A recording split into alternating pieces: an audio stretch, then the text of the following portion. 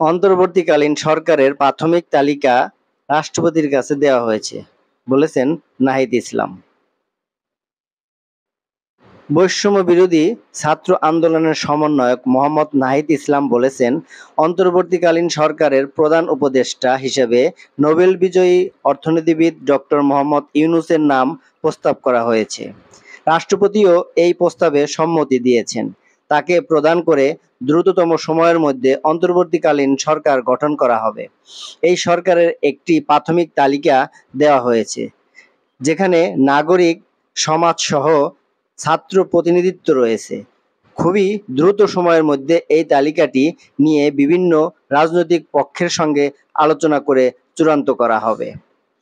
মঙ্গলবার রাতে বঙ্গভবনে রাষ্ট্রপতি ও তিন বাহিনীর প্রধানের সঙ্গে বৈষম্য বিরোধী ছাত্র আন্দোলনের প্রতিনিধিদের বৈঠক শেষে এসব কথা বলেন নাহিদ। তিনি বলেন, আমরা সমন্বয়কবৃন্দ ও বৈষম্য বিরোধী ছাত্র আন্দোলনের লিয়াজো কমিটি আমাদের সঙ্গে সম্মানিত শিক্ষক অধ্যাপক আসিফ নজরুল ও অধ্যাপক তানজিমুদ্দিন খান একত্রে বঙ্গভবনে এসেছিলাম। মহামান্য রাষ্ট্রপতির সঙ্গে সেনাবাহিনী, নৌবাহিনী ও বিমান বাহিনী প্রধানের সঙ্গে বর্তমান পরিস্থিতি নিয়ে আমাদের একটি ফলপ্রসূ আলোচনা হয়েছে। ছাত্র ও নাগরিক অভ্যুত্থানকারীদের পক্ষ থেকে যে সরকারের প্রস্তাব করা হবে, সেই প্রস্তাবিত সরকারই চূড়ান্ত অন্তর্বর্তীকালীন সরকার হবে, সেই নিশ্চয়তা আমরা বঙ্গভবন থেকে পেয়েছি। নাহিদ ইসলাম আরও বলেন, সবার প্রতি আহ্বান থাকবে, আজকে তিন বাহিনীর প্রধান ও রাষ্ট্রপতির সঙ্গে দেশের বর্তমান পরিস্থিতি নিয়ে আমাদের আলোচনা হয়েছে। তারা অভ্যুত্থানকারী ছাত্র নাগরিকদের সম্মান জানিয়েছেন। পাশাপাশি দেশে যে অরাজক পরিস্থিতি চলছে তা নিয়ে গভীর উদ্বেগ প্রকাশ করেছেন। আমরা সবার প্রতি আহ্বান জানাবো, অভ্যুত্থানকারী ছাত্র জনতার প্রস্তাবকারী অন্তর্বর্তীকালীন সরকারি দ্রুত সময়ের মধ্যে ঘোষণা করা হবে। জনগণ যাতে সেই আস্থা রাখেন।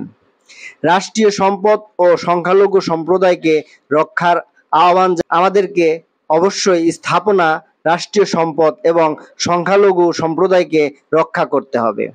পুলিশ ও আইন শৃঙ্খলা বাহিনীকে পুনর্গঠনের মাধ্যমে দ্রুতই জনগণের মধ্যে শান্তি শৃঙ্খলা ফিরিয়ে আনার জন্য নিয়োগ করা হবে। ছাত্র নাগরিকেরা আজকেও ঢাকা শহরে ট্রাফিকের দায়িত্ব নিয়েছেন, মন্দির পাহারা দিচ্ছেন, সবাই এটির প্রশংসা করেছেন। দেশে আইন শৃঙ্খলা ফিরে না আসা পর্যন্ত আমাদের সতর্ক থাকতে হবে। কোনো ধরনের নাশকতা, লুটপাট না হয় সেজন্য পাহারা দিতে হবে, সতর্ক অবস্থানে থাকতে হবে। সবাই মিলে দেশ গঠনের মাধ্যমে যে নতুন বাংলাদেশ বিনির্মাণ করব।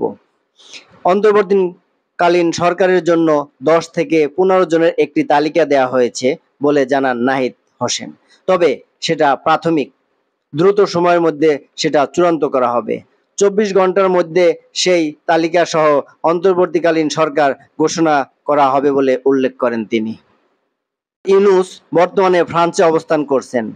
তিনি দেশে কবে আসবেন সাংবাদিকরা সেটি জানতে চাইলে নাহিদ ইসলাম বলেন, ওনার একটি মাইনর অপারেশন হয়েছে, উনি আগামীকালই দেশের উদ্দেশ্যে রওনা হবেন। হয়তোবা আগামীকাল রাতে অথবা পরশুদিন সকালের মধ্যে দেশে এসে পৌঁছাবেন। এর মধ্যে আমাদের তালিকাটি চূড়ান্ত হয়ে যাবে।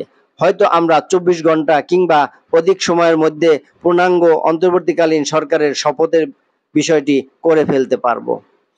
বিভিন্ন গণমাধ্যমের উপর হামলা প্রসঙ্গে নাহিদ ইসলাম বলেন, আমরা সবাইকে শান্তিপূর্ণ পরিবেশ বজায় রাখার জন্য আহ্বান জানাচ্ছি।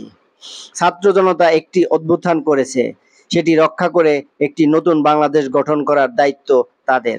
আমরা দেখেছি বিভিন্নভাবে নাশকতা করা হচ্ছে, পরিকল্পিতভাবে হামলা করে ওই আন্দোলনকে নস্যাৎ করার চেষ্টা করা হচ্ছে। সবার প্রতি আহ্বান থাকবে এই ধরনের হামলা, লুটপাট বন্ধের।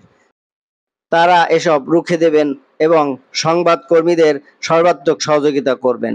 আপনারা থানাগুলোকেও প্রয়োজনে পাহারা দেবেন। যারা গণহত্যায় জড়িত ছিল, দুর্নীতিতে জড়িত ছিল, তাদের আইনি প্রক্রিয়ায় আনা হবে। কেউ আইন নিজের হাতে তুলে নেবেন না। আমরা প্রতিহিংসা, রক্তপাত চাই না।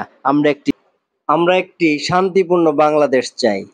বৈঠকের আলোচনা নিয়ে নাহিদ ইসলাম আরও ঢাকা বিশ্ববিদ্যালয়ের আইন বিভাগের অধ্যাপক আসিফ নজরুল, সাংবাদিকদের সঙ্গে কথা বলেন।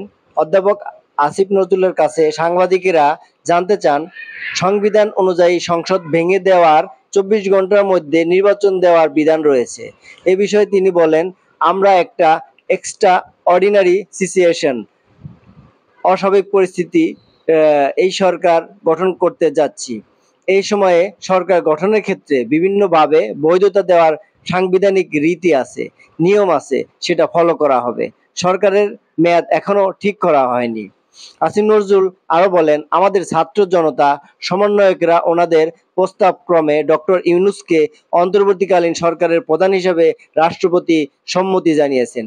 তিনি দেশে আসার পরে এই ব্যাপারে একটা ঘোষণা আসবে। বৈঠক নিয়ে অধ্যাপক আসিফ নজরুল বলেন, আমাদের সেনা, নৌ ও বিমান বাহিনীর প্রধান অত্যন্ত আন্তরিকতার সঙ্গে আলোচনা করেছেন, তাদেরকে আমরা ধন্যবাদ জানাই।